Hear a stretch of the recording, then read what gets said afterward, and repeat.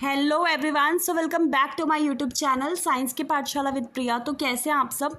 I hope आप सब बहुत अच्छे होंगे, बहुत अच्छे से आपकी पढ़ाई भी चल रही होगी। तो हम यही चैप्टर कर रहे हैं। तो आज हमने बेसिकली इसके 3 पार्ट अपलोड कर दिए। नहीं देखा तो आप मेरा डिस्क्रिप्शन चेक कर लीजिएगा, उसमें आपको मिल जाएगा प्लेलिस्ट। ठीक है, तो इसमें हमने ये सब पढ़ लिया है। ठीक है, अब हमें आज क्या पढ़ना है? Story of lightning. ठीक है, तो देखो अब इसमें पढ़ते हैं। It is now possible to explain कि जो लाइटनिंग है, अगर हम चार्ज के टर्म्स में उसको एक्सप्लेन करें, वो कैसे प्रोड्यूस होती है? रबिंग से। हमने इससे पहले कि आपने जितने भी देखे, किसी में आपने पॉलीथीन से उस रिफिल को रब करके उसे चार्ज किया, किसी में आपने वुलन के क्लोथ से चार्ज किया, ये सब हमने देखा है ना। तो बेसिकली लाइटनिंग अगर मैं चार्ज के टर्म्स में बोलूँ तो कैसे प्रोड्यूस होती है? वो रबिंग के थ्रू। ठीक है, during the development of thunder storm, जब आपकी वो एकदम थंडर स्टॉर्म जो डेवलप होता है, उस टाइम पे क्या होता है? जो हवा होती है वो आपकी ऊपर की तरफ मूव करती है, और जो वाटर ड्रॉपलेट्स होती हैं वो आपकी नीचे की तरफ मूव करती हैं। तो जो ये विगरस मूवमेंट होता है, इससे क्या होता है? चार्जेस का सेपरेशन होता है। ठीक है, by a process not yet completely understand. ठीक है, एक प्रोसेस के थ्रू, अभी पूरा नहीं समझा गया है। तो देखो, जो पॉजिटिव चार्ज होता है ना आपका, वो इकट्ठा हो जाता है आपके क्लाउड्स के ऊपर वाले एज पे। ठीक है, और जो नेगेटिव चार्ज है वो नीचे वाले एज पे कलेक्ट हो जाता है। ठीक है, और ये जो एक्यूमुलेशन होता है पॉजिटिव का, there is a accumulation of positive charge near the ground also, और ग्राउंड जो है उसके पास भी पॉजिटिव चार्ज होता है। ठीक है, तो जब आपका जो मैग्नीट्यूड होता है एक्यूमुलेटेड चार्ज का, वो बहुत ज़्यादा हो जाता है, तो जो हवा है, ठीक है, जो आपका हवा है वो बेसिकली क्या है? आपका पुअर कंडक्टर है। ठीक है, इलेक्ट्रिसिटी का पुअर कंडक्टर है, तो वो अवेलेबल नहीं रहती कि वो क्या कर सके, उनके फ्लो को रेजिस्ट कर सके। रेजिस्ट का मतलब आपको पता है ना, जैसे कोई मैं कुछ बोल रही हूँ और आप वहाँ से मुझे उसके अगेंस्ट, ठीक है, हाँ, एक तरीके से ऐसे समझ लीजिए। तो जो नेगेटिव और पॉजिटिव चार्ज जो हैं वो मिलते हैं और एक लाइट प्रोड्यूस करते हैं, बहुत तगड़ी वाली, और साउंड। ठीक है, तो हम जैसे देखते हो ना, आप आसमान में एक स्ट्रीक सा दिखता है एज अ लाइटनिंग, तो ये जो प्रोसेस है इसे हम बोलते हैं इलेक्ट्रिकल डिस्चार्ज, इलेक्ट्रिक डिस्चार्ज। अब आप इस फोटो में ध्यान से देखेंगे। ठीक है, अब देखिए, अभी हमने क्या बोला? हमने बोला था कि जो ऊपर, जो क्लाउड का अपर वाला जो एज होता है, वहाँ पे आपके पॉजिटिव चार्ज एक्यूमुलेट हो जाते हैं। आपका जो लोअर वाला एज होता है, वहाँ पे नेगेटिव चार्ज एक्यूमुलेट हो जाते हैं। और ग्राउंड पे हमने देखा था कि आपके ग्राउंड पे पॉजिटिव चार्ज एक्यूमुलेट होते हैं। तो इसीलिए इसमें क्या होता है? आपका एक लाइटनिंग।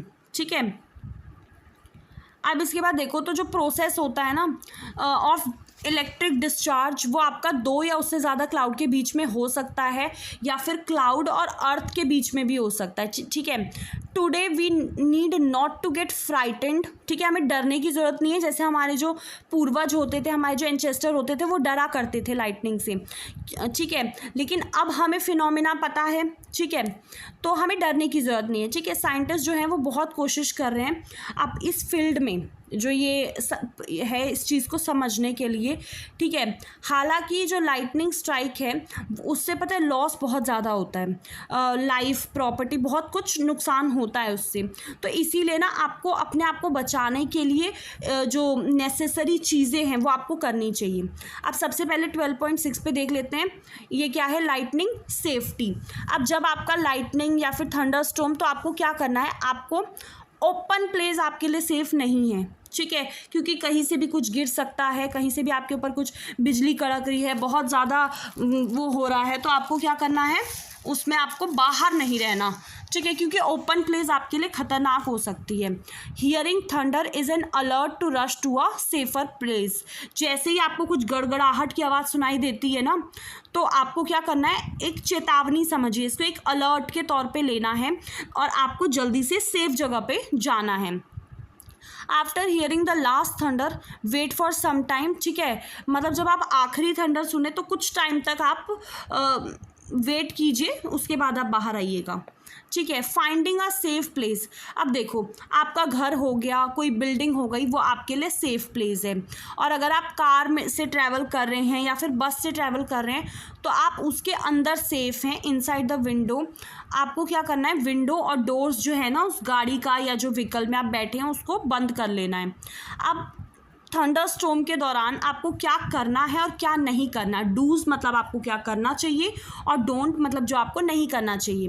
अब आउटसाइड, जैसे आपके ओपन व्हीकल्स हैं, जैसे आपकी मोटर बाइक है, ट्रैक्टर्स हैं, कंस्ट्रक्शन मशीनरी है, ओपन कार्स हैं, ये सब सेफ़ नहीं है बच्चों, क्योंकि ये सब ओपन है। ओपन फील्ड हो गया, tall tree, shelter in park, कोई एलिवेटेड प्लेस है, ये आपको लाइटनिंग स्ट्रोक से नहीं बचा पाएंगे, ठीक है।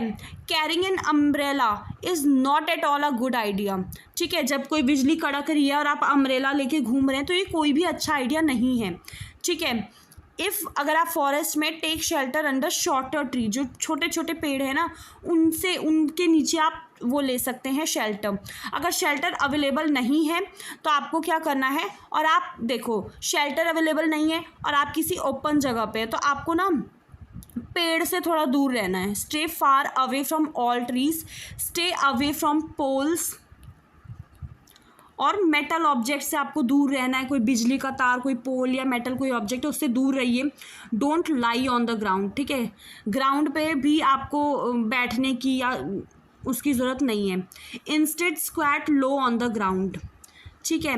अब इस लड़के को देखो, इसने क्या किया है, ये सेफ पोजीशन है ड्यूरिंग लाइटनिंग, जो ये लड़का जिस पोजीशन में बैठा है, ठीक है। आपको क्या करना है, अपने हैंड्स को नीज पे रखना है with your head between the hands, ठीक है। ये जो पोजीशन है will make you the smallest target to be struck, ठीक है। इससे आप बच सकते हैं।